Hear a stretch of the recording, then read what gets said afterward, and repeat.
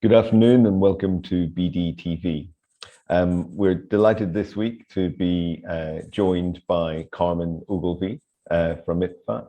We were actually due to have Carmen's colleague and chief exec, Daisy Brooker, here, but unfortunately she's just contracted COVID and is feeling rotten. So may I please send our best to Daisy. I hope if you're watching this, you're feeling a lot better now, and you're back to your best soon. But we're absolutely delighted that you found such an excellent deputy in Carmen. Carmen, welcome along. Thank you. Pleasure to be here. Thanks. So Carmen, you're operations director at IPFA, and many of the people watching this today will know who you are. But for those that don't, it's the Association for Infrastructure and Energy Professionals Worldwide. So if your firm's active in infra or energy, it's likely to be a member, and I understand the membership includes investors as well as leading figures from government and professional firms like BCLP and Deloitte and Turner and Townsend. Carmen has a fascinating career, and not least a stint where you were a Portuguese translator for Chelsea. Is that right? That's right. How I went from sport to infrastructure, I'm not so sure, but there's a trend or a theme in there somewhere. But yes, I started off I studied languages and went to become a translator for Chelsea for a short stint, and then went into events. So a bit of a leap, but delighted to be here nonetheless. Great. Well, if you can help Chelsea footballers understand the world around them, then you're going to be brilliant today at helping us. Well, my Arsenal supporting family might be a bit miffed, but I'll see what I can do. Okay, thank you. And who was it you worked with? Yeah. It was Willian. So yeah. I guess turned out to be Arsenal anyway. So maybe the Arsenal supporters can thank me. Did you play a part in that? No. Okay. That's not the focus of today. The focus today is understanding the world that you know really well, understanding what's happening in the sector, and also how you as a body that brings people together and shares insight and builds relationships across it, how you've responded and how you're coming through the pandemic strongly. That's what we'd really love to know. We could talk about football, of course, but I've already told you everything I know about football. So before we start, how do you describe infrastructure? As I know there's many definitions. Everyone will have their own view. How do you describe it? Yeah, absolutely. It is a tricky one because there are so many definitions, and it is always evolving as well. But I guess in its sort of most basic form, it's the systems and services that a country needs to work effectively. So it's that invisible web that kind of knits societies together to make sure that it runs smoothly, runs efficiently, but also tackles the big issues to help our societies move forward. So infrastructure is critical, and this has definitely been amplified by the pandemic. When we consider our healthcare systems, supply chains, for instance. I remember when we were all panicking about not having enough toilet roll at the very beginning. That's all the invisible web that makes sure that goods and services and people are where they need to be. And I guess the attention only really gets drawn to it when things go wrong. So when the lights go out, or you have travel delays, or phone systems, or no internet connection. That is all the sort of the network that infrastructure creates. Yeah. What we do, I guess, at IPFA is really create that community to facilitate connections, knowledge sharing, professional development in order to advance infrastructure globally. Because, of course, we also have to consider that half the world doesn't have access to basic infrastructure like water and electricity and internet. So really making sure that we're addressing these issues and challenges across the world. It seems as we went into the pandemic, we were working with a number of clients within infra, within construction, especially, and of road and rail networks, and it seemed to be one of the areas that was really resilient and only paused briefly as we went into as we went into lockdown and so on. They were very quickly back at work. Was that true across the sector? I think you'll have different outlooks depending on where you sit. Some infrastructure assets were more resilient than others. You consider broadband obviously had huge demands and was very resilient. Airports, obviously, the demand for travel and rail decreased significantly, massively. So different assets will have different levels of resiliency, but I think the sort of overarching theme is that the resilience comes from being agile, sort of being able to pivot, and transition quite quickly, but sort of keeping sticking to your mission statement and to your sort of needs. And I guess one of the main issues that we saw as well was the need for collaboration and the need to work collaboratively. I think that's how our industry pivoted most quickly. We saw, you can consider that we may have seen collaboration around sort of global issues before the pandemic, but the pandemic really amplified some of these big issues. And there's a real sense of sort of we're in it together, particularly for the big topics around infrastructure. This has really focused our minds on resilience, whether that's economic resilience, societal, technological, climate. This is all the sort of the backbone that the infrastructure creates. So, even if creating and building these relationships and, connecting with people has become trickier, and how we collaborate, I guess the need to do so has grown because of the challenges that we're seeing. Okay, a double question from me, if I may. I'd love you to define, do you mean that collaboration is people who within the big firms who wouldn't normally talk to each other are talking to each other, or do you mean it's across the firms? That's part A. Do you want to answer that?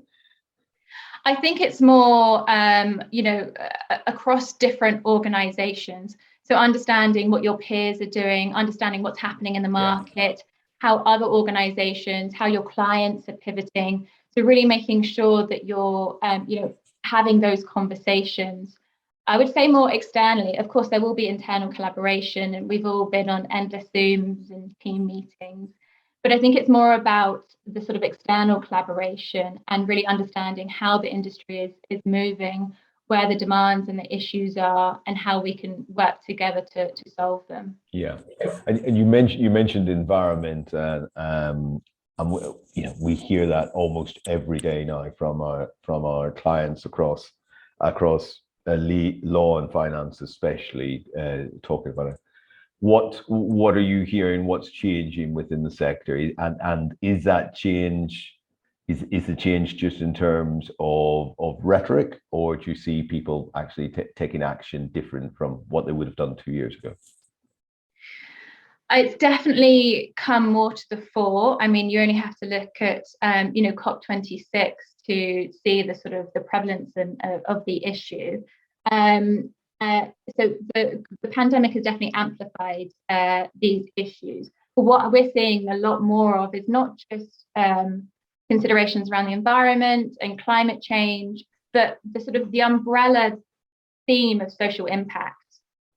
How we're really addressing social impact, and that comes much deeper than just climate change and sort of transition to net zero. It's how we're building out, diversity and inclusion, how we're looking at resilience and sustainability, how we're, building those pathways to net zero, as well as sort of digital connectivity. It's a whole plethora of themes under the umbrella of social impact. And I think that's one of the main areas that's really been, magnified by the pandemic.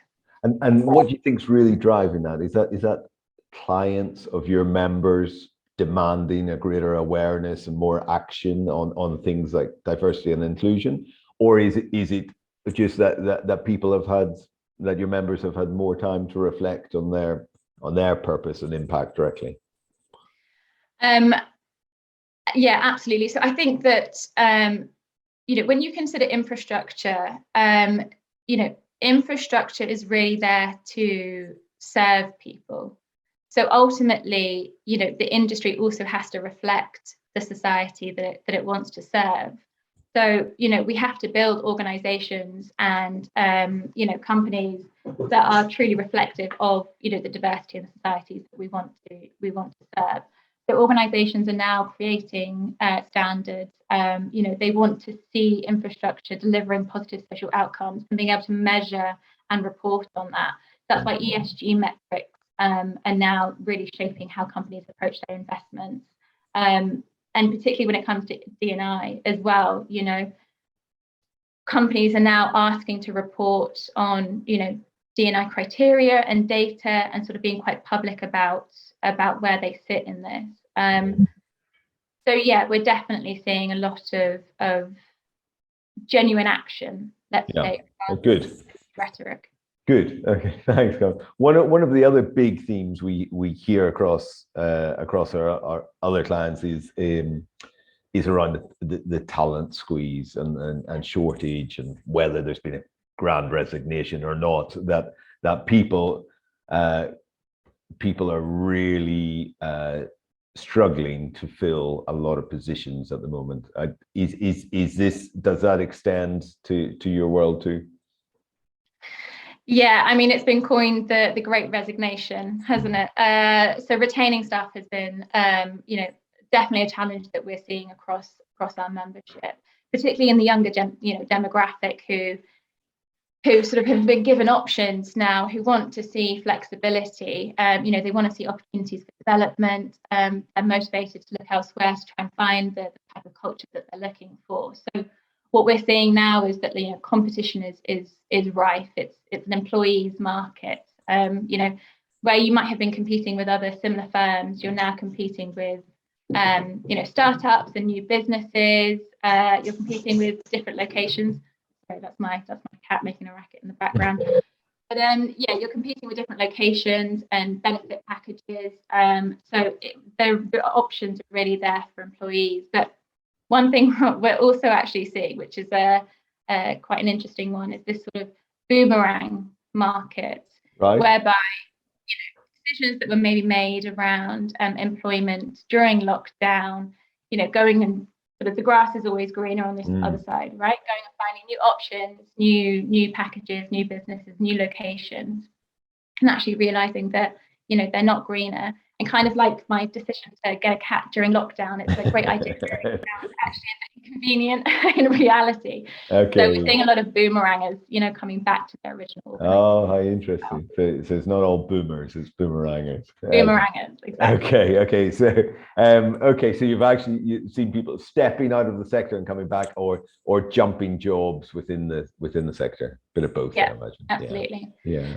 And also just around sort of the issues of upskilling as well. What we're trying to address at the moment in terms of IPFA is what the trends, what the future trends are going to be around recruitment. Are we going to need to upskill? How do we stay current? And we're really going to be addressing these issues through our various platforms and thought leadership. So That's interesting, because I'm about to launch a poll, and I'd like to ask you, after we've conducted that, I'd like to ask you about your, how you maintain your relevance and how you build that community even post-pandemic. But let me first launch the poll, please.